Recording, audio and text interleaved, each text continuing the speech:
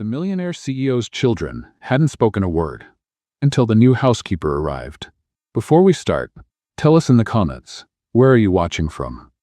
And at the end, don't forget to rate the story from 0 to 10. Enjoy the story. Riley Carter never imagined her life would completely change the moment she rang the doorbell of a mansion in Miami Beach. Much less that she'd be hired by a millionaire CEO who looked like he'd swallowed ice for breakfast. The door opened, revealing a tall man in a perfectly tailored black suit, even though it was Saturday morning. Damian Torres had the coldest eyes she had ever seen, as if he were analyzing her every move through a mental spreadsheet. "You must be the 9 o'clock candidate," he said, not even bothering to greet her. "Riley Carter, and you must be the man who doesn't smile, not even in family photos." Damian stopped halfway down the marble staircase. His eyebrows lifted slightly, as if no one had dared talk to him that way in years. "Come in, we have a lot to discuss." The mansion was breathtaking. Floor-to-ceiling windows opened to the endless ocean, and the smell of fresh coffee mixed with the salty breeze drifting in through the open doors. Riley followed Damian into a living room, where two blonde children played quietly in the corner. "Noah and Emma," he said, pointing to the 6-year-old twins. "They're reserved." Reserved was an understatement. The children didn't even look up from their toys as if they lived in their own little world. Riley's heart tightened. There was something deeply sad in that silence. "Let's go over the rules," Damian said, opening a folder filled with perfectly organized papers. "First, you don't replace their mother. Ever. Second, schedules are sacred. Third, no changes to their routine without my approval." Riley watched him closely, noticing how his fists clenched when he mentioned the children's mother. The pain there was real, hidden behind all that corporate coldness. "Fourth rule," he continued, not looking at her. "Zero emotional involvement. You take care of them, they follow the rules. Everyone keeps living their lives." That's when Riley couldn't hold back anymore. "Excuse me, but is there an open bar in this house? Because I'll need a mojito to get through this." The silence that followed was deafening. Damian stared at her as if she'd just spoken Martian. But then something unexpected happened. Noah let out a small giggle. Emma lifted her head for the first time and smiled. Within seconds, both children were laughing. Really laughing. In a way Riley hadn't seen kids laugh in a long time. "Mojito!" Emma shouted, clapping her hands. "Daddy, she's funny!" Noah said, tugging at Damian's suit pants. For the first time since she'd arrived, Riley saw something different on the CEO's face. The corners of his mouth twitched, as if fighting a smile that desperately wanted to appear. For a brief moment, his guard dropped, and she caught a glimpse of the man he'd been before pain took over everything. "If I just wanted to clean, I'd work at a car wash," Riley said, now that she had the kids' attention. "But it looks like you need someone who does more than mop floors." Damian cleared his throat, trying to regain control. "The children don't usually react like this to strangers. Maybe that's because I don't treat them like little robots programmed to follow a schedule." The tension in the room spiked instantly. Damian stepped closer, his dark eyes flashing with irritation. "Be careful what you say about my family." "Or what? You'll sue me for telling the truth?" The kid stopped laughing, sensing the tension. Riley realized she might have gone too far, but she wasn't backing down. There was something about this man that challenged her, that made her pulse race. Damian studied her in silence for several long seconds. Riley held his gaze, refusing to look away, even as her heart pounded wildly. "You start Monday," he finally said, his voice low. "But one wrong word and you'll have to explain to these two why the person who made them laugh for the first time in months is gone." "Touche." Damian closed the folder a little too forcefully. "Monday, 7 a.m., don't be late." As Riley turned to leave, Noah ran up to her. "Are you really coming back?" Riley knelt down to his level and gently touched his shoulder. "I promise. And next time, I'll bring ingredients for a real mojito, kid version, of course." Emma clapped again, and even Noah gave a shy smile. As Riley passed Damian at the door, she whispered just loud enough for him to hear. "Your kids are amazing. Too bad you forgot that." Damian stood at the doorway, watching her walk down the mansion steps. There was something different about that woman. Something that stirred feelings he hadn't felt in years. And that scared him more than any business meeting ever could. That night, while putting the kids to bed, Noah asked a question that left him speechless. "Dad, why does Riley make us laugh and you always look sad?"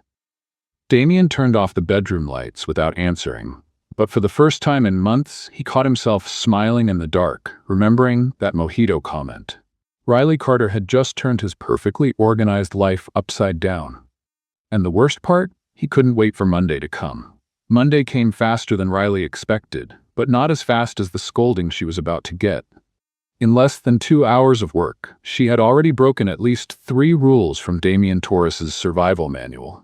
It all started when Noah asked if he could touch the beach sand that was literally right outside the house.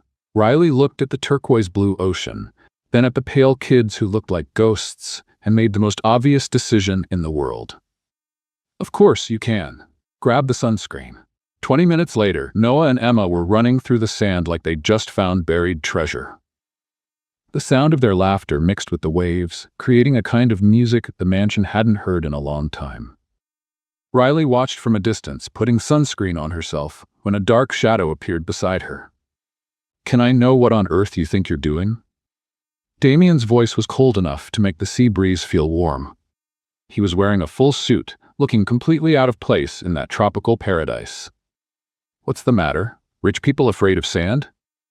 Riley shot back without even turning around, watching Emma build her first sandcastle.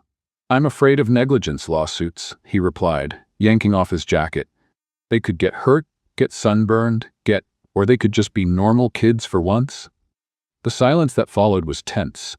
Damien looked at his children, who were so absorbed in their game they hadn't even noticed him. Noah was showing Emma how to make little sandballs, both of them covered head to toe. "Got it? Sand is off limits, and the sun too, or is that pushing it?" Riley went on, rubbing sunscreen on her legs, calm as ever. "It's not about forbidding, it's about protecting." Protecting them from what? Being happy? The question hit Damien like a punch. He stood there, watching Emma squeal every time a wave reached her feet. "You don't understand," he muttered, but his voice had lost its strength. "I understand more than you think," Riley said, standing up to face him. "I know you're trying to protect them from everything that could go wrong, but you're also protecting them from everything that could go right." Damien opened his mouth to reply, but Noah came running toward them, holding a shell. "Dad, look what I found." Riley said, "It's a crab's house." "It's beautiful, son." Damien answered automatically, but his eyes stayed on Riley. Emma ran up next, soaked and laughing. "Daddy, come play with us. The water's warm." And that's when something inside Damien cracked. How long had it been since he'd seen his kids like this? Truly happy, without that quiet sadness in their eyes? "I need to get back to the office," he said, but didn't move. "Of course you do," Riley murmured, sitting back down in the sand. "Because the office is so much more important than this." Damien stood there for a few more minutes, torn between anger and something he couldn't name. Riley wasn't being disrespectful. She was being honest, and that bothered him more than any rule she'd broken. "1 hour," he finally said. "Then I want you all back inside." Riley smiled without looking at him.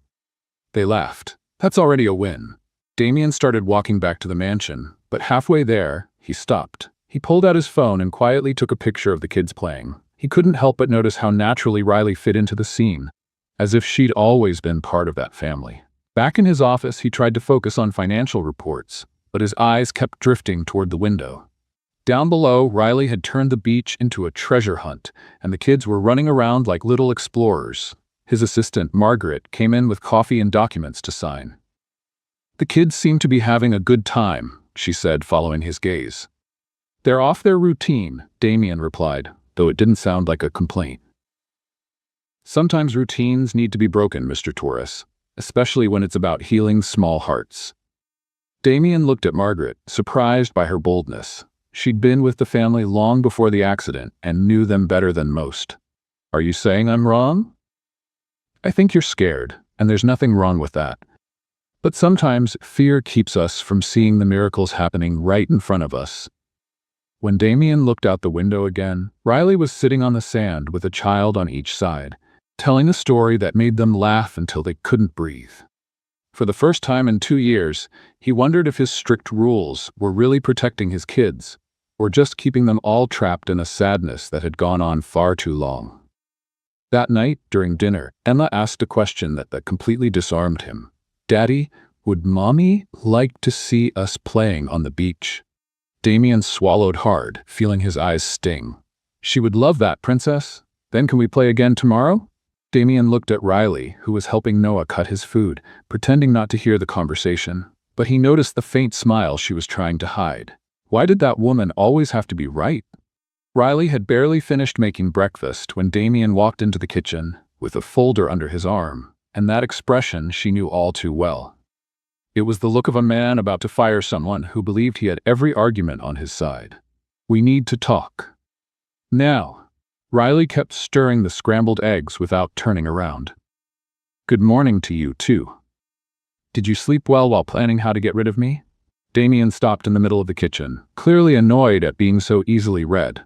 The kids have been too restless since yesterday. That's not healthy.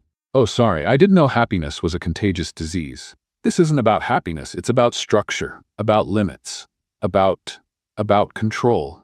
Riley cut him off, finally turning to face him. You can say the word, it won't hurt you. The smell of paperwork and tension filled the kitchen.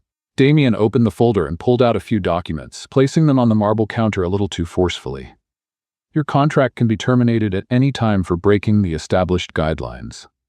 Riley glanced at the papers and let out a laugh that had nothing funny about it. Seriously, do you practice that scowl in the mirror? This isn't a joke, Riley. I agree. It's pathetic. That's when Noah and Emma appeared in the doorway, still in their pajamas, instantly sensing the tension in the air. Daddy, why are you mad at Riley? Emma asked, running to hide behind Riley's legs. She didn't do anything wrong, Noah added, crossing his little arms in a protective stance that broke Riley's heart. Damien looked at his children, clearly not expecting that reaction. Kids, go back to your room. The adults are talking. No, Emma shouted, holding tighter to Riley's pants. If Riley leaves, I'm going with her. Emma. Damien began, but Noah interrupted. We don't want another boring nanny. Riley is fun. Riley felt her heart tighten seeing those two little kids standing up for her. It had been a long time since anyone defended her, and ironically, it was two 6-year-olds. Hey, you two? She crouched down to their height. How about you go brush your teeth while your dad and I finish our grown-up talk? You promise you're not leaving? Emma asked, eyes full of tears. Riley looked at Damien over their heads. He was clearly shaken by his children's reaction, though still trying to keep his rigid posture. I promise I'm not going anywhere without telling you first. The kids reluctantly left the kitchen, but not before Emma gave Riley a tight hug and Noah threw a defiant look at his father. Once they were alone, the silence was almost heavy. Riley leaned against the counter, arms crossed. So? You're really going to do this to them? This isn't about them, it's about you not following rules. If you want a robot, buy an Alexa. Riley shot back, grabbing the folder and flipping through the papers. Because I'm a person, and people think, feel, and sometimes make choices that don't fit neatly into a folder. Damien stepped closer, invading her personal space. You have no idea what it's like to raise two kids alone. The fear, every second, that something might happen to them too. And there it was, the raw, unfiltered pain. Riley saw in his eyes the vulnerability he'd been hiding behind all those impossible rules. You're right, I don't, she said softly. But I know those kids are suffocating. And so are you. I'm protecting my family. You're building a golden prison. Damien closed his eyes, running his hands through his hair. When he opened them again, Riley saw something different there. Exhaustion, desperation, and maybe, just maybe, a little surrender. What do you want from me? Riley never imagined that a professional clown could cause as much drama as a control-obsessed millionaire CEO. But there she was, 2 hours before the twins' birthday party, getting the call every event planner dreads. What do you mean you can't come? She said into the phone, trying to stay calm as colorful balloons floated across the room. On the other end, a nasal voice explained something about food poisoning and being unable to perform. Riley hung up and looked around. 20 kids arriving in an hour, perfect decorations, the smell of chocolate cake in the air, and zero entertainment. Problem? Damien appeared in the doorway, flawless as always, though there was something different about his posture. Over the past 2 weeks, since the whole contract incident, he had been less grumpy. The clown canceled. Food poisoning. So what now? Riley looked at Noah and Emma, who were happily playing, unaware of the chaos about to hit. Then a crazy idea began to form in her mind. Improvising is my middle name, she muttered, mostly to herself. "Riley, what are you thinking?" But she was already running upstairs. 15 minutes later, she came down wearing the strangest mix of clothes.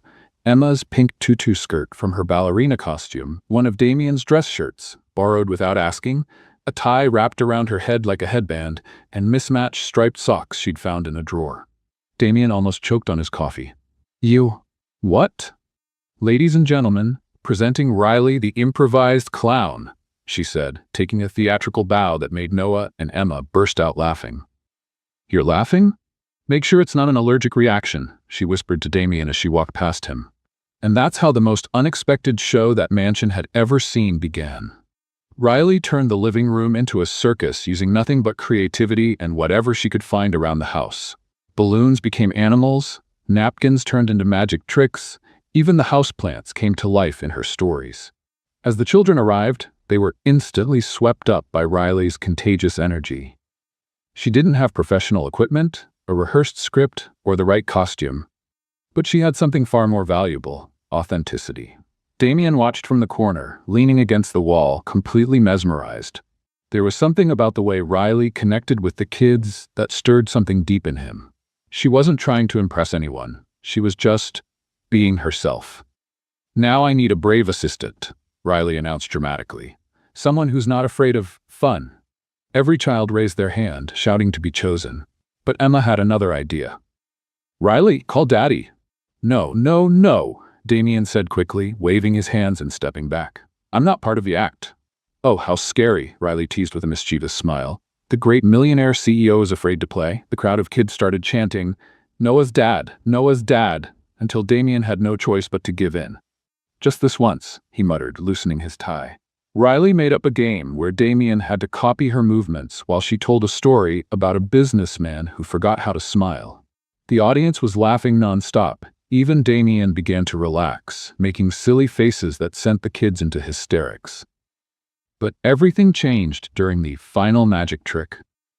Riley was trying to pull a rabbit out of a hat, which was actually a salad bowl, when she tripped over her own feet and fell flat on the floor, knocking over half the set. For a second, there was total silence. Riley's face flushed with embarrassment. All those kids staring, waiting, and she had ruined everything. Then Noah started laughing. Then Emma. Within seconds, all the kids were laughing so hard they could barely breathe. "She did it on purpose," one girl shouted. "She's so funny." Riley looked around, still sitting on the floor, and realized something amazing. The kids weren't laughing at her. They were laughing with her. It didn't matter that everything had gone wrong. They were having the time of their lives. When she looked up, she found Damien watching her with an expression she'd never seen before. It wasn't annoyance or surprise. It was admiration. He started clapping slowly, and soon the entire room, kids and parents alike, joined in. "They didn't need perfection," Riley whispered softly, still sitting on the floor. "Just joy." But Damien heard her. And for the first time since losing his wife, he understood the difference between doing things right and doing things with love. After the guests left and the kids were tucked into bed, Riley was in the kitchen, cleaning up the last traces of the party. She was still wearing parts of her makeshift costume, with a few bits of confetti stuck in her hair. "Thanks," Damien said, leaning against the doorway. "For what?" "For saving the party. For making my kids laugh like that. He hesitated, "for reminding me it's okay not to be perfect all the time." Riley smiled, pulling the tie off her head. "That one was easy. You should see me trying to put furniture together with an instruction manual." They both laughed, and for a moment the kitchen felt wrapped in a quiet intimacy neither of them expected. "Riley? Yes? You can keep the shirt. It looks better on you than it ever did on me." Riley felt her heart race. There was something in the way he said it, something in his eyes that didn't look away, that made the air leave her lungs. "Damien." "Good night, Riley." He walked out of the kitchen, leaving her alone with 1,000 questions and one unsettling certainty. Something had changed between them tonight. Something that couldn't be undone. And for the first time since she arrived at that house, she wondered if she was getting herself into something far more complicated than taking care of 2 kids. Actually, she was sure of it. The real question was she willing to risk her heart for a family that might never truly be hers? Riley should have known something was off when Damien invited her to dinner at one of the most elegant restaurants on Ocean Drive. Men like him didn't take the nanny to places where an appetizer cost more than her weekly paycheck, unless they had hidden motives or were about to drop bad news. She found out which one it was the moment a stunning woman walked up to their table with a smile sharp enough to cut glass. "Damien, darling." Her voice was sweet as poisoned honey. "What a lovely surprise to find you here." Riley felt Damien's body tense beside her. She didn't need an introduction to know who this woman was. The perfectly styled blonde hair, the dress worth more than a used car, and especially the way Damien's expression darkened instantly. "Veronica," he said, not getting up. "Didn't expect to see you." "I bet you didn't." Veronica's eyes traveled slowly from Riley's head to her shoes with a precision that could rival a medical scanner. "And you must be the helper." The scent of seafood and the soft Latin music in the background created a romantic atmosphere that clashed painfully with the tension at their table. "Riley Carter," she said politely, extending her hand. "I take care of Damien's children." "Oh, the nanny?" Veronica didn't shake her hand. "How interesting." "Veronica," Damien warned, his tone firm. "If you could." "Oh no, darling, I won't interrupt your business dinner." She laughed, a crystal-clear poisonous sound. "Although I must admit, I'm curious what kind of business a millionaire CEO discusses with his nanny in such a romantic restaurant." Riley felt her face burn. People at nearby tables were starting to listen, and she could swear someone had their phone recording. "Actually," Veronica went on, clearly enjoying herself, "I'm impressed, Damien. 2 weeks and you're already expanding employee benefits?" "That's enough," Damien said, standing up, but Veronica wasn't done. "I'm sorry, dear," she said directly to Riley now. "I don't mean to be rude, but do you really believe you're anything more than a passing distraction? Because I've known Damien for years, and let me tell you, he has a very specific type when it comes to serious relationships." The silence that followed was deafening. Riley could feel every eye in the restaurant on her, waiting to see what she'd do. Veronica had just humiliated her in the most public way possible. For a second, Riley thought about standing up and walking out, but then she remembered something. She wasn't a victim. She was a fighter. "Someone get me a mojito, because that's the only way I'm getting through this," she said loudly, rising to her feet. A few people laughed nervously. Veronica frowned, clearly not expecting that. "You know what, Veronica?" Riley said, her voice steady and clear. "You're right about one thing. I am a distraction, but not a cheap one." More laughter rippled through the room. "I'm a distraction from your arrogance, from your pathetic need to control a man who's clearly moved on, and apparently, I'm such a good distraction that you felt the need to come here and try to put me down." Veronica's smile faltered. "A distraction? Only if it's from your arrogance," Riley finished, grabbing her purse. "Now, if you'll excuse me, I'm going to find a place where the music isn't interrupted by unnecessary drama." Riley started to step away from the table when she felt a firm hand on her arm. It was Damien. "Where do you think you're going?" "Home. Tonight has been embarrassing enough." "Sit, Damien. Please, sit." Riley hesitated, but something in his voice made her return to her chair. Damien turned to Veronica, who was still standing by the table like a cracked marble statue. "Veronica, you crossed a line." His voice was calm, but carried a cold edge that made Riley shiver.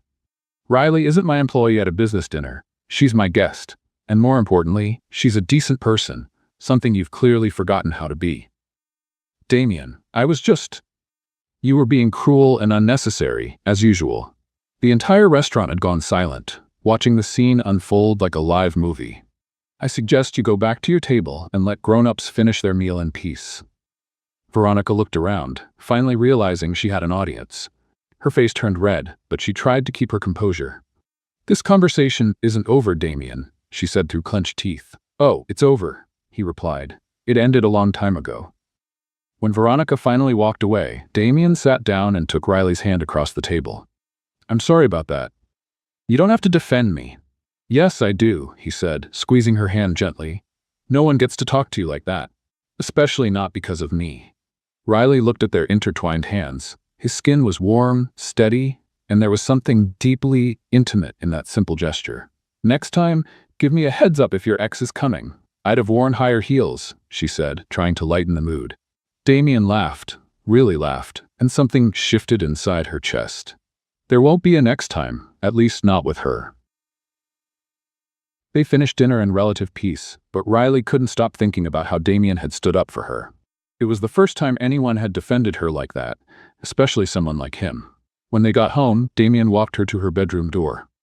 "Riley?" "Yes?" "Thank you for not running out when she showed up." "Where would I run? You drove me here." He smiled, but there was something more serious in his eyes. "You're much stronger than you think. And you're much kinder than you let people see." For a moment, they stood there in the hallway, very close, breathing the same air. Riley could smell his cologne and see the faint lines near his eyes. "Good night, Riley." "Good night, Damien." But when she closed the door, Riley leaned against it and took a deep breath. Because she knew Veronica wouldn't let this go. And worse, she knew her feelings for Damien had just become much more dangerous. Outside, Damien stood still for a few seconds, fighting the urge to knock on the door and say everything he was feeling. But he also knew Veronica wasn't done with them. And this time, she would aim for more than public humiliation. She would try to destroy Riley completely. Riley couldn't sleep, and apparently, neither could Damien. It was 2 a.m. when she found him on the terrace, standing by the railing, watching the waves shimmer under the full moon. He wasn't wearing his jacket or tie, just a white shirt with rolled-up sleeves and dress pants. His hair was messy, as if he'd run his hands through it too many times.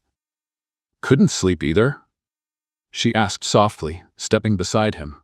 "I thought you were asleep," he said without turning, though she caught a faint smile at the corner of his mouth. Hard to sleep after being called a cheap distraction in public. Damien finally looked at her. Riley wore a simple cotton pajama set and was barefoot, but the moonlight on her face made his heart race. "You're not a distraction," he said, his voice lower than usual. "No? You're much worse than that." Riley frowned, puzzled. "You're a revolution," he continued, turning fully to face her. "Since you got here, you've turned my life upside down. My kids smile again. I smile again. And that terrifies me." The scent of the ocean mixed with her soft perfume, wrapping the night in something almost magical. Somewhere down the beach, a faint Latin song played. "Why does it terrify you?" "Because the last time I let myself be truly happy, I lost everything." There it was, the raw wound he'd been hiding behind all his rules and routines. Riley felt her heart break just a little. "Damien?" "She died in a car accident on her way back from a surprise party she'd planned for me," he said quickly, as if he needed to spit the poison out before it consumed him. "It was raining. If I hadn't asked her to come pick me up, you can't blame yourself for that." "Oh, I can. And I do. Every day." Riley took a step closer, close enough to feel the warmth coming from his body. "Do you really think she'd want you living like this? Trapped in a guilt that isn't yours?" "I don't even know what she'd want anymore." He ran a hand through his hair, frustrated. "All I know is that when I look at you, I feel things I swore I'd never feel again." The silence that followed was charged with electricity. Riley could hear her own heartbeat, or maybe his. It was hard to tell where one ended and the other began when they were that close. "And what do you feel when you look at me?" she asked, her voice barely above a whisper. Damien took a step forward, closing the space between them completely. His hands found her face, his thumbs brushing her cheeks with a tenderness that clashed with the intensity in his eyes. "I feel like maybe it's possible to be happy again." "Damien, I feel like you make me want to be a better man, a better father." They were so close now that Riley could see the small lines around his eyes, the way his pupils widened in the dim light. "And I feel," he continued, his mouth just inches from hers, "that if I don't kiss you now, I'll regret it for the rest of my life." "Then kiss me." It was as if the world stopped. Damien tilted his head, Riley closed her eyes, and for an endless second they hovered in that perfect moment between desire and fulfillment, until a sleepy little voice broke the spell. "Dad? Are you out here?" They jumped apart like they'd been shocked. Noah stood in the doorway, holding his stuffed bear and rubbing his eyes. "I had a bad dream," he said, walking straight to Damien. Riley stepped back, trying to compose herself. Her heart was still racing, and she could swear her lips were tingling from the kiss that almost happened. "It's okay, buddy," Damien said, picking Noah up, though his eyes never left Riley. "What was the dream about?" "I dreamed that Riley went away and never came back." Riley felt the air leave her lungs. Children's innocence could be sharper than any adult's insight. "Riley's not going anywhere," Damien said, but it sounded more like a question meant for her. "Promise?" Noah asked, looking at Riley. I promise, little one. Your son has perfect timing, Riley murmured to Damien, trying to break the tension with humor. He got that from his mother, Damien replied automatically, and instantly regretted it. The mood changed in a heartbeat. Mentioning his wife brought back all the reality they had managed to escape for a few fleeting minutes. I should sue your family for romantic sabotage, Riley joked softly, but there was something different in her voice now. Riley, you're not ready yet, she said gently, but with a certainty that hit him like an arrow. And that's okay. That's not. It is, and it's perfectly fine. Damien wanted to argue, to explain that it wasn't about being ready. It was about fear. Fear of being happy. Fear of losing again. Fear that his feelings for Riley might betray his late wife's memory. But the words wouldn't come. Good night, Damien. Good night, Noah. Riley walked back into the house, leaving father and son alone on the terrace. Damien stood there for a long time, Noah asleep in his arms, staring at the spot where she'd just been. After putting his son to bed, he went downstairs and sat at the piano he hadn't touched in 2 years. His fingers found the keys automatically, playing the soft melody that used to calm his mind. But this time, he wasn't thinking about the wife he'd lost. He was thinking about the woman he almost kissed, about how she made him feel alive again, and about the fear that came with it.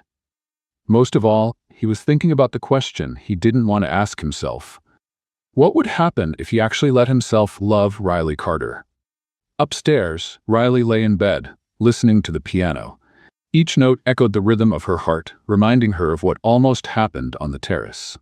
She had lied to Noah.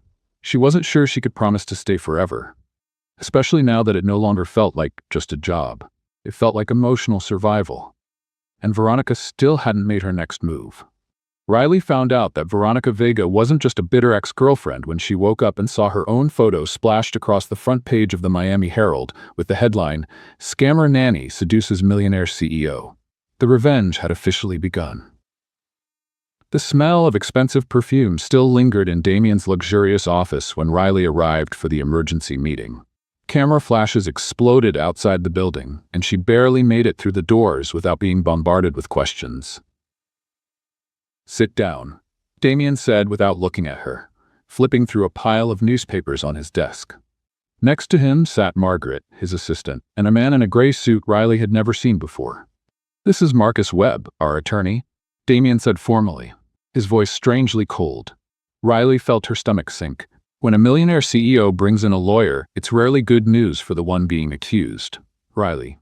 Marcus opened a folder. I need to ask you a few questions about your personal finances. My finances? The accusations are quite specific, he continued, adjusting his glasses. They claim you manipulated situations to get close to the Torres family with the intent of committing financial fraud. Riley looked at Damien, searching for some sign of support, but he kept studying the papers as if she wasn't even there. What kind of accusations? Margaret cleared her throat awkwardly. They say you researched the family online before your interview, that you deliberately planned your answers to make a specific impression on the children. And that, she hesitated, that you intentionally seduced Mr. Torres to secure your position. The silence that followed was deadly. Riley felt as if she'd been slapped in the face. If I were a scammer, I'd be doing a terrible job, she finally said, her voice steadier than she expected. Because so far, I've only spent my own money buying things for the kids. Marcus jotted down some notes. You deny researching the family before your interview? Of course not. Anyone responsible does research before taking care of children. I wanted to make sure they were a safe family. And what about the claims that you manipulated the kids? Riley stood up abruptly, the chair scraping against the marble floor. You want the truth? I love those kids. They laughed for the first time in months with me. They eat properly, they sleep better, and they're kids again. If that's manipulation, then I'm guilty. That's when Damien finally lifted his eyes from the papers. Riley, let me finish, she turned to the lawyer.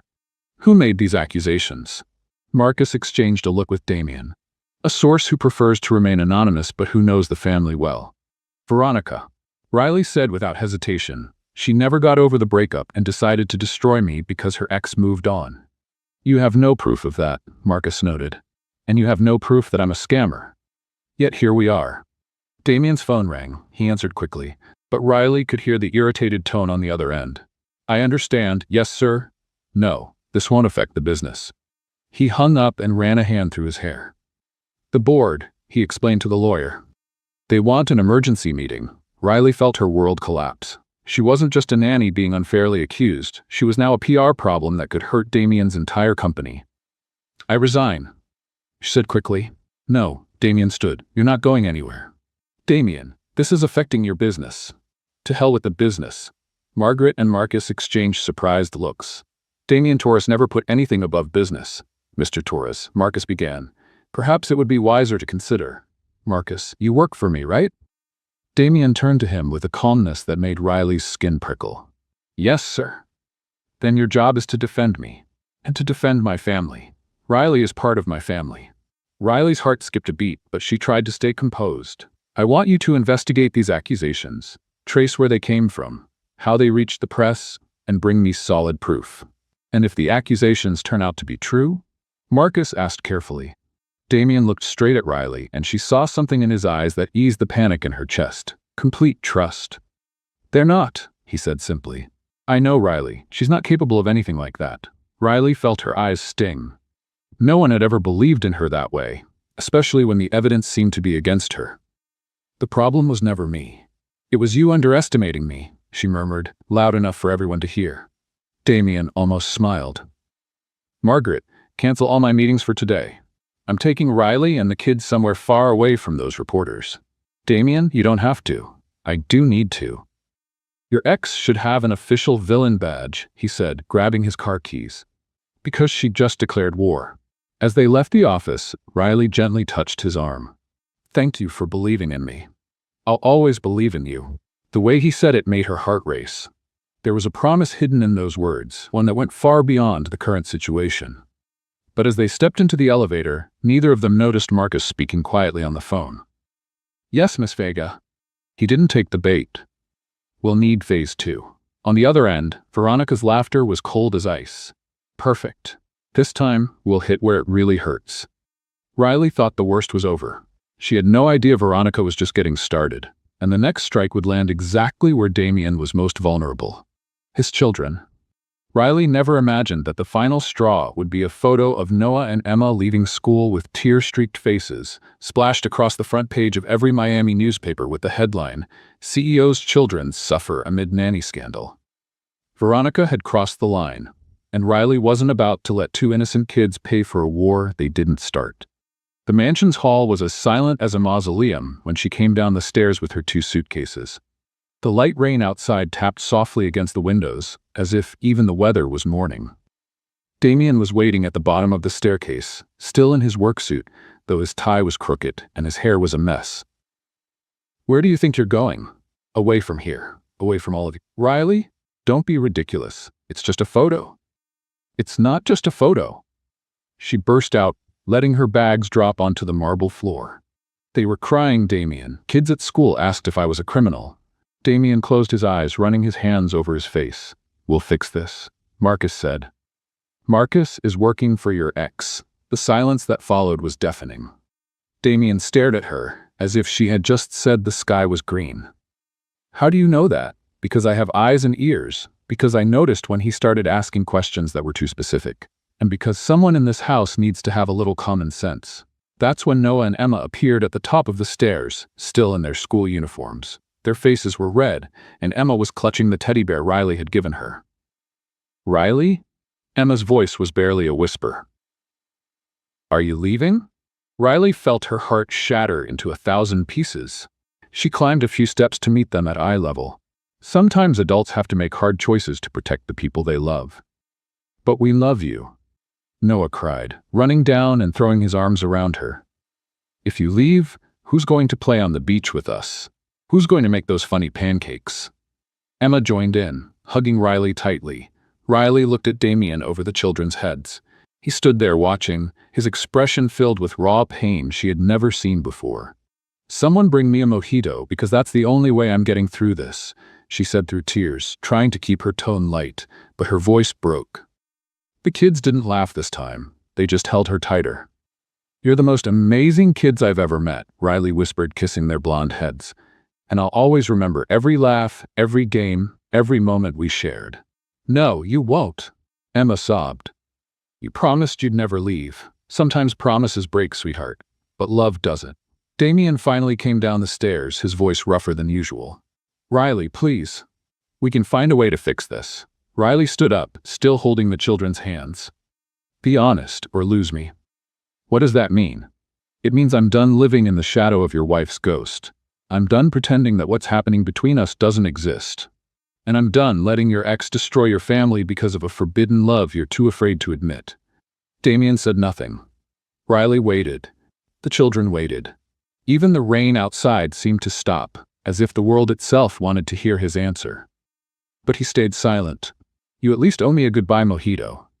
Riley tried to smile, but the tears wouldn't stop. She picked up her suitcases and walked toward the door.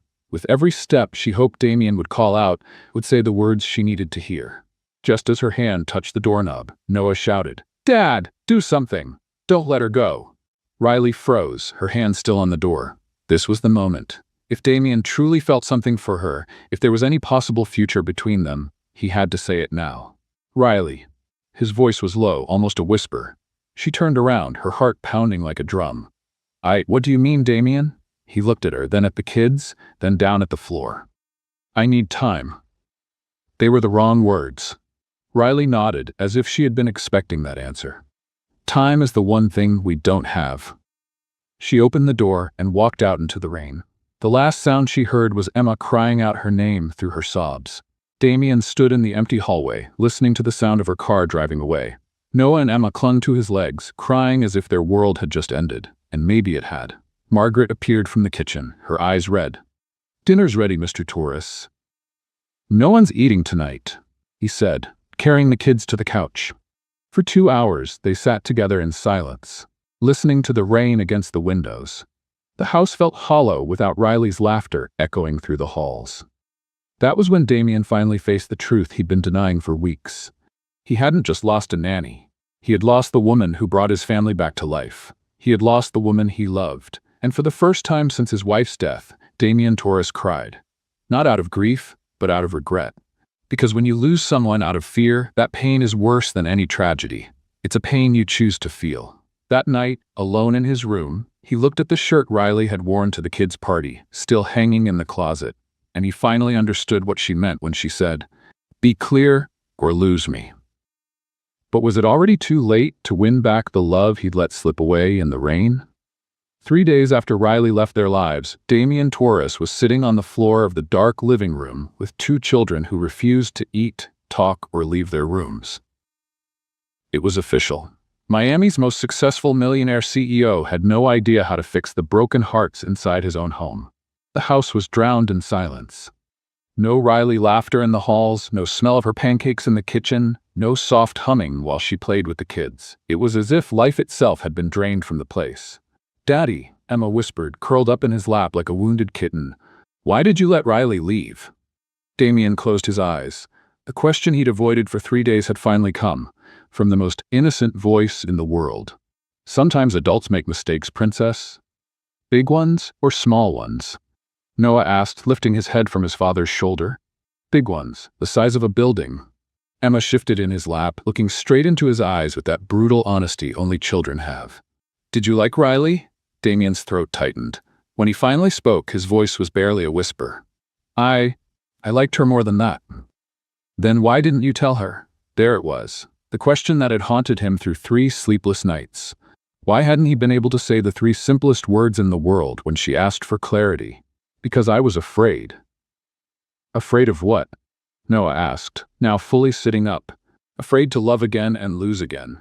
Afraid you two would hate me for replacing your mom. Afraid to be happy when I thought I didn't deserve to be." The kids were quiet, taking in his words. Damien went on, the confession pouring out like something that had been trapped in his chest for months. "I took too long to say it, but I love Riley." It was the first time he'd said it out loud, and it felt like a 2-ton weight had been lifted off his shoulders. Emma clapped her hands, a smile lighting up her face for the first time in days. "You love Riley. I knew it." "And now what?" Noah asked, always the practical one. "She's gone, and you didn't go after her." Damien laughed softly at himself, a sound that was half sad, half relieved. She'd be teasing me right now, saying I'm an idiot for taking so long to see what was right in front of me. The kids laughed too, and for a moment, a bit of light returned to that dark room. "Can I tell you a secret?" Emma whispered, leaning close to his ear. "Of course. I always wanted you to marry Riley. She made you smile for real." Damien felt his eyes sting. Noah joined in from the other side, and she made pancakes shaped like hearts. No one else does that. "Losing her meant losing us too," Damien admitted, pulling them both into his arms. "You two were happier when she was here. I was happier when she was here." "Then go get her," Emma shouted, jumping up. "Like in the movies. Run after her." "It's not that simple, princess. I hurt her. I said the wrong things at the wrong time." "Then say the right things now," Noah said, as if it were the most obvious thing in the world.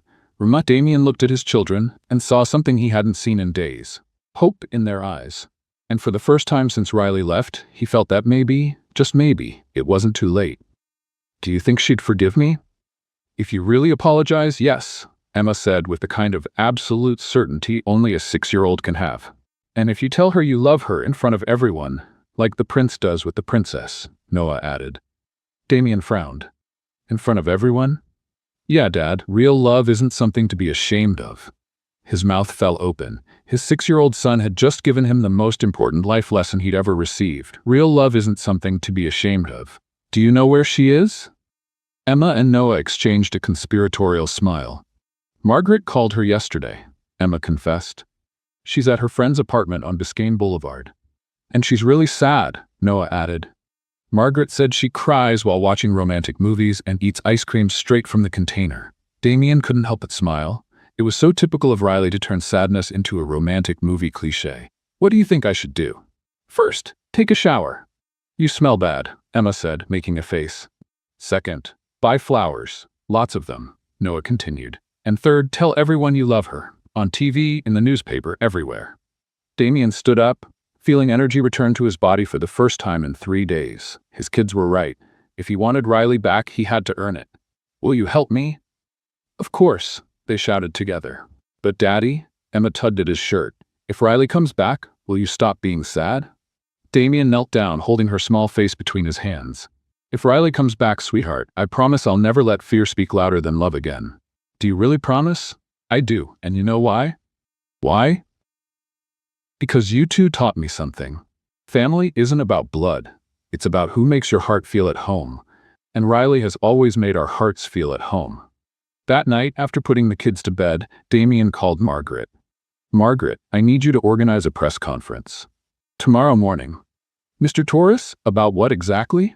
Damien smiled, looking at the picture of Riley and the kids on the beach that sat on his desk. "About true love, and about how a millionaire CEO can be a complete fool when it comes to matters of the heart." "Sir?" "Trust me, Margaret. Tomorrow, all of Miami will know that Damien Torres is hopelessly in love with Riley Carter.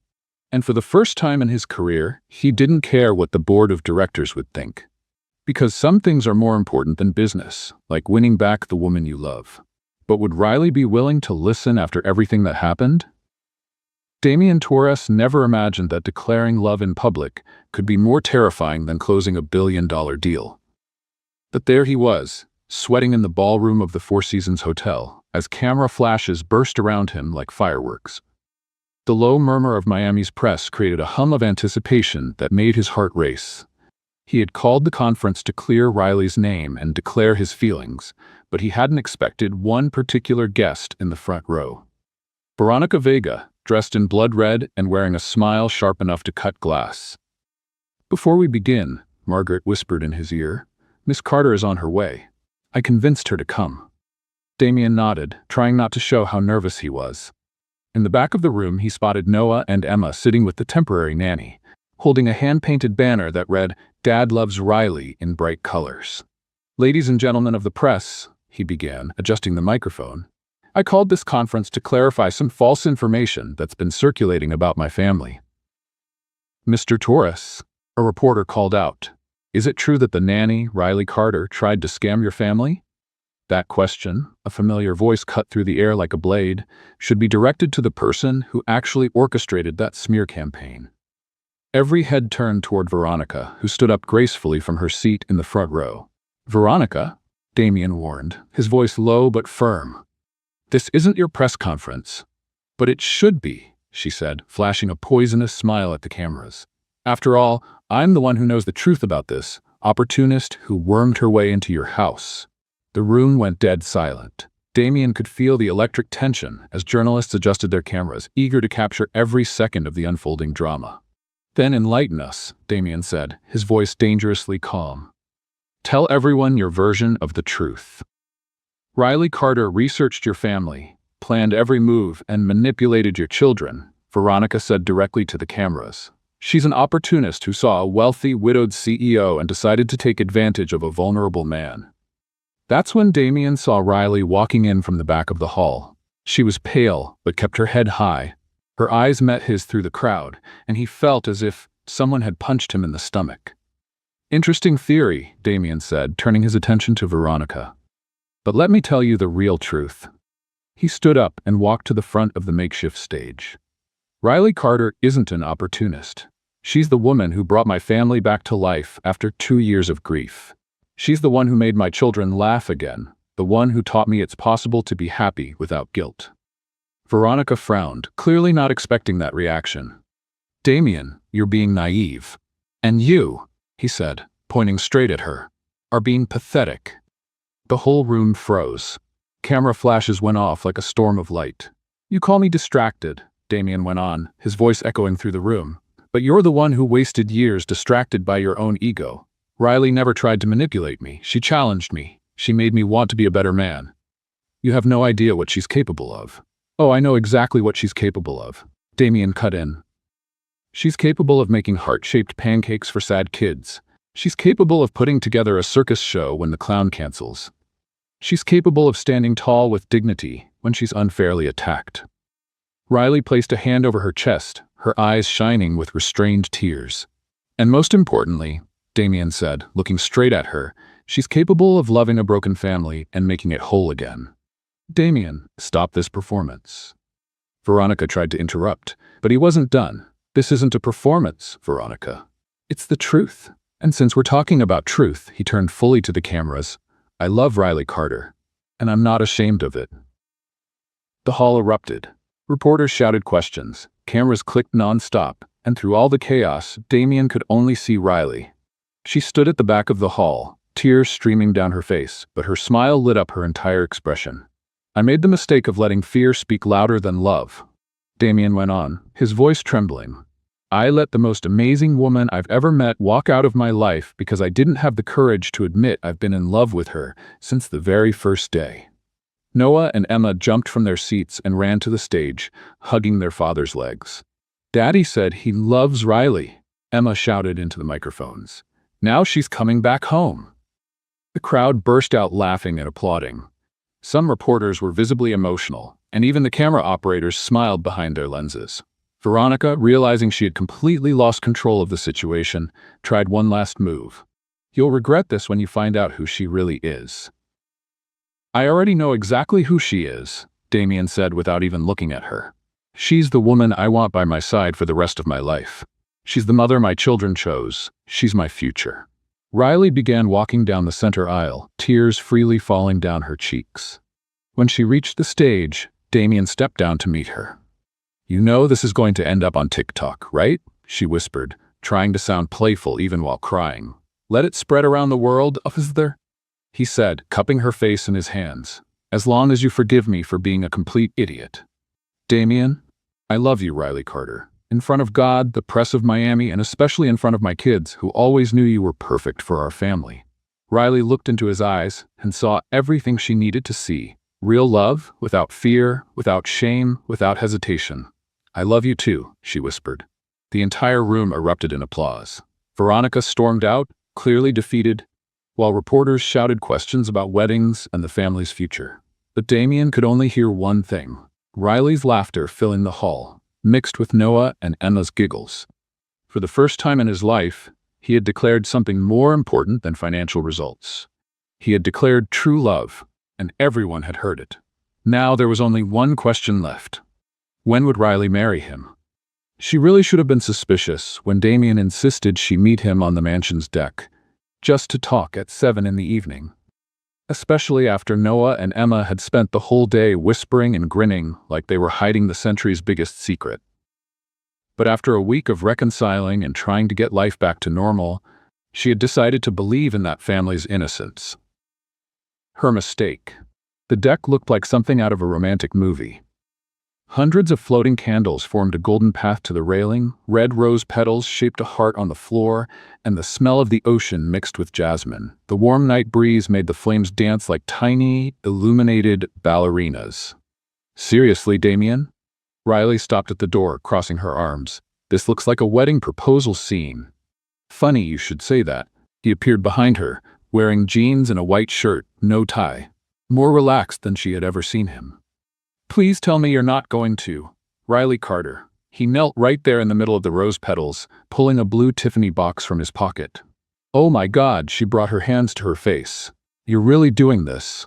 4 months ago, a woman came to my door looking for a job and ended up stealing my heart along with the piece in my house. He began, opening the box to reveal a diamond ring that shone like a star. You taught me that loving someone isn't betraying the memory of those we've lost. It's honoring what they wanted for us, to be happy. Riley felt tears start to fall, but this time they were clean tears of pure happiness. You made me want to wake up every day. You made me laugh for real. You made my children believe in family again. Damien continued, his voice breaking. And more than that, you made me realize that true love isn't afraid to be seen, isn't ashamed to exist, doesn't need to hide. Marry me, Riley, not because you take good care of my children or because they love you, although those are great reasons. Marry me because I can't imagine a future without you by my side. Riley looked at the ring, then at the man kneeling in the middle of the rose petals, then at the windows of the house where she could see Noah and Emma pressed to the glass, watching everything. Somebody get me a mojito, she said, and Damien's heart stopped for a second, but this time a celebratory one. Damien burst out laughing, a sound of pure relief and joy. Is that a yes? That's a huge yes, you idiot. He jumped up, slipped the ring onto her finger, and spun her in the air. The kids exploded in cheers inside the house, and Margaret appeared at the window clapping. I won't make the same mistake again, he whispered as he set her down, cupping her face in his hands. I won't let fear decide anything in our lives anymore. You're actually cute when you're not being a millionaire CEO, Riley teased, admiring the ring on her finger. Wait until you see me in an apron, making diamond-shaped pancakes. You don't know how to make pancakes. I'll learn. I've got the rest of my life to learn everything that makes you happy. Riley kissed him right there among the candles and petals, while Miami glittered in the background and the ocean sang its eternal song. Can I ask for something? She whispered against his lips. Anything. No wedding with 1,000 guests and celebrity magazines. I want something simple, right here. Just us and the people who really matter. Done. But there's one condition. What? Emma will be the flower girl and choose her own dress. Noah will be the ring bearer, and Margaret will bake the cake because I don't trust anyone else not to burn the house down. Riley laughed, imagining the lovely chaos it would be. And your family? Your parents? Siblings? Damien grew serious for a moment. My family is the 3 of you. It always has been. I just took a while to realize it. Noah and Emma came running onto the deck like 2 little hurricanes. Riley is going to be our real mom, Emma shouted, throwing herself into Riley's arms, and we're going to have a complete family. Noah joined the group hug. You 2 knew about this the whole time, didn't you, little rascals? Riley asked, ruffling their hair. It was our idea, Emma confessed proudly. We told Dad he had to ask you to marry him before some other man did. What other man? The pizza delivery guy always smiles at Riley, Noah explained seriously. And the supermarket man asks if she's single. Riley burst out laughing. Oh, you 2 are impossible. We're an impossible family, Damien corrected, kissing her forehead. And perfect, just the way we are. As they watched the sunset paint the sky orange and pink, Riley felt she was finally where she belonged. She wasn't the nanny anymore. She wasn't the outsider anymore. She was part of that crazy, perfect family. When do you want to get married? Damien asked. Would tomorrow be too soon? For me, it would be perfect. Then let's do something that will get people talking in Miami, Riley said with a playful smile. Let's get married on the beach at sunset with our feet in the sand and mojitos for all the guests. including the kids. Virgin mojitos for the underage, of course. Damien laughed, pulling her closer. Are you sure you want to marry a millionaire CEO who's a workaholic with 2 kids and a complicated past? I'm sure I want to marry Damien Torres. The man who burns pancakes, plays the piano when he's nervous, loves his kids more than anything, and had the courage to declare his love in front of all of Miami's press. And are you sure you want to be the stepmother of 2 little 6-year-old troublemakers? Riley looked at Noah and Emma, who were having a rose petal war. I'm sure I want to be the mom of those 2 impossible angels. And in that moment, with the ring shining on her finger, surrounded by the family she had chosen, and who had chosen her back, Riley Carter finally understood what it meant to be home. There was only one question left. Could she make it to the altar without tripping? Knowing Riley, probably not. But Damien would be there to catch her, just as he had been since that first day when she'd asked for a mojito to survive the interview. Some love stories begin with a kiss. Theirs began with laughter, grew with courage, and would be sealed with a promise that true love always finds a way to win. Riley should have guessed that tripping over her own wedding dress would be the grand finale of a love story that began with a mojito order and was about to end with another. But there she was, 3 weeks after the proposal, wobbling on the sand in front of the Torres mansion while 50 guests held their breath. The setting was too perfect for any kind of stumble. The private beach turned into a celestial altar, white flower arches framing Miami's golden sunset. The scent of jasmine and roses mixed with the salty breeze, while the waves played a soft, romantic melody in the background. Damien, flawless in a white suit with no tie, waited at the altar with a smile too big for his face. Noah, wearing a miniature tuxedo, held the rings as if they were the world's greatest treasure. Emma, in a pink dress she had chosen herself, with enough ruffles for a Disney princess, scattered petals with the focus of an artist. "Breathe, Riley," Margaret whispered beside her, serving as maid of honor. "It's just a straight walk." A straight walk on soft sand. In high heels, wearing a long dress, Riley murmured back. What could possibly go wrong? That was exactly when she stepped on the hem of her own gown. The world seemed to move in slow motion. Riley started to fall forward, her arms flailing like a bird trying to fly. The guests let out a collective gasp. Damien took a step forward, ready to run, but Riley caught herself at the last second, turning the stumble into a theatrical bow. "Someone get me a mojito," she shouted to the crowd. "Because it's official, I have zero coordination." The entire beach burst into laughter. Even the minister laughed, and he was known for being as serious as a funeral. "That's my bride," Damien shouted back, starting to applaud. Riley reached the altar laughing, her face flushed with embarrassment and joy. "If I fall again, you'll have to carry me for the rest of your life," she whispered to Damien. "That's the plan," he replied, taking her hands. The minister cleared his throat, trying to restore some solemnity. "Dear family and friends, we are gathered here today to celebrate the union of Damien Torres and Riley Carter in a ceremony that, I can safely say, will be unforgettable." Soft laughter rippled through the crowd. "But before the traditional vows," Damien interrupted, "I'd like to make an announcement." Riley frowned. They hadn't planned any announcements.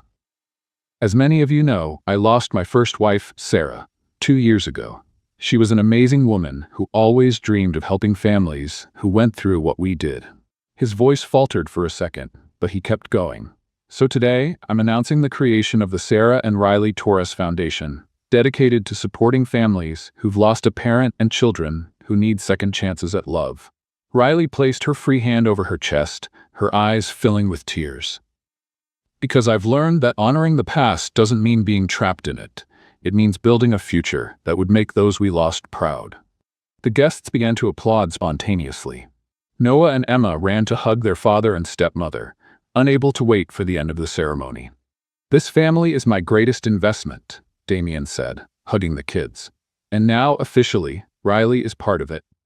"Can we skip to the kissing part?" Emma asked loudly, making everyone laugh again. "I think so," the pastor agreed with a smile. "By the power vested in me by the state of Florida, I now pronounce you husband and wife. You may kiss the bride." Damien pulled Riley close, his hands gently holding her face. "Ready for a lifetime of adventures? With you, ready for anything." The kiss was long and full of emotion, earning cheers from the crowd. When they finally pulled apart, Riley noticed even the toughest guests were wiping away tears. "All right," she called out to the crowd. "Someone get the mojitos, because this party is just getting started." The DJ began playing Latin music, and the beach turned into an impromptu dance floor. Margaret appeared with a tray of mojitos, non-alcoholic for the kids, and even the pastor joined in. During their first dance, Riley tripped over her own feet twice, but Damien caught her each time, spinning her around as if it had all been planned. "Are you sure you want to stay married to me?" she asked as they danced. "I'm a public safety hazard." "That's exactly why. Life with you will never be boring." "And are you sure you want to share your kids with me?" Damien looked over at Noah and Emma, who were teaching Margaret how to do the floss dance in the sand. "Riley, you're not sharing them with me. You're completing our family." When the music shifted to something livelier, the kids joined them on the dance floor. It was beautiful chaos. Emma spinning until she was dizzy, Noah trying to copy his father's moves, and Riley laughing so hard she could barely stand. "Family photo," the photographer shouted, trying to gather them together. But just as the flash went off, Emma tripped. Noah tried to catch her. Damien tried to catch both of them, and Riley tried to catch Damien. The result: everyone landed in the sand in a pile of laughter and white tulle. "Perfect," the photographer said proudly. "That's the one for the wall." As the night went on and the guests drifted away, the new Taurus family stayed on the beach, watching the stars appear in the dark sky. "Riley," Noah said, curled up in her lap, "are you our mom forever now?" "Forever and one more day, sweetheart." "And are we all going to live together?" Emma asked, playing with her stepmother's veil. "In the same house, the same family, with lots of love and lots of burnt pancakes," Damien confirmed. "And plenty of mojitos?" Riley added, making everyone laugh. As the waves gently rolled onto the shore and Miami sparkled in the distance, Riley Carter Torres, she was still getting used to the name, realized she had finally found her place in the world. It wasn't perfect. Damien was still a workaholic, the kids still made messes, and she still tripped over her own feet. But it was theirs. It was real. It was true love built on laughter, tears, courage, and second chances. And if anyone asked what the secret was to winning a millionaire CEO's heart, she'd say, sometimes all it takes is asking for a mojito at the right moment and having the courage to stay when things get complicated. Because the best love stories don't start with once upon a time. They start with, "Excuse me, is there anything to drink in this house?" And they lived happily ever after, with plenty of humor, plenty of love, and at least one mojito a day.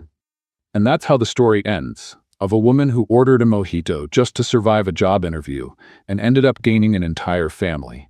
Because sometimes, love shows up when we least expect it, disguised as chaos, flavored with humor, and served cold, like the perfect drink on a Miami afternoon. Share your thoughts in the comments. On a scale of 0 to 10, what would you rate this story? Don't forget to subscribe to the channel and turn on the notification bell to receive more touching stories like this one. See you next time.